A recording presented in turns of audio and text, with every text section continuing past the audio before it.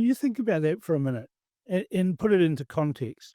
We had a bunch of teenagers turn up on the forecourt of Parliament wanting a ban on oil and gas exploration in New Zealand. And Jacinda Ardern went out, stood there, and announced right there and then in front of everybody that that was indeed what was going to happen. You had a bunch of rowdies making demands and the Prime Minister acquiescing to those, who justifiably were angry about where they'd landed with all of these COVID restrictions and everything.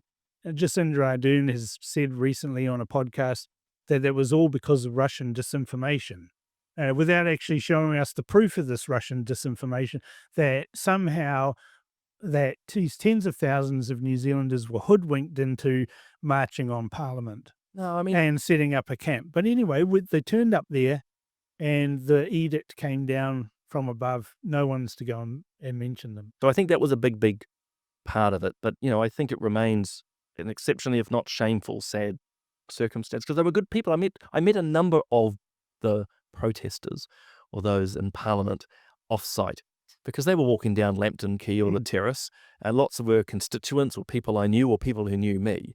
So again, the idea, and it was propaganda, that these are all dangerous people is completely and utterly wrong. Totally wrong.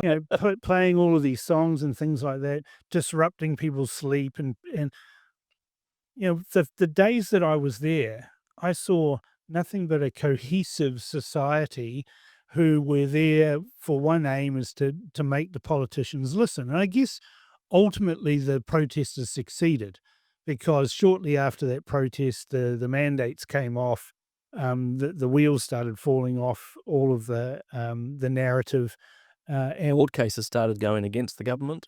ultimately they won, the protesters, despite all the violence. And the only people who brought violence to that protest were the police. There was no violence until they turned up in their riot gear. I think most people understood and still understand what the protest was about, and they know that the protest was not about how it concluded.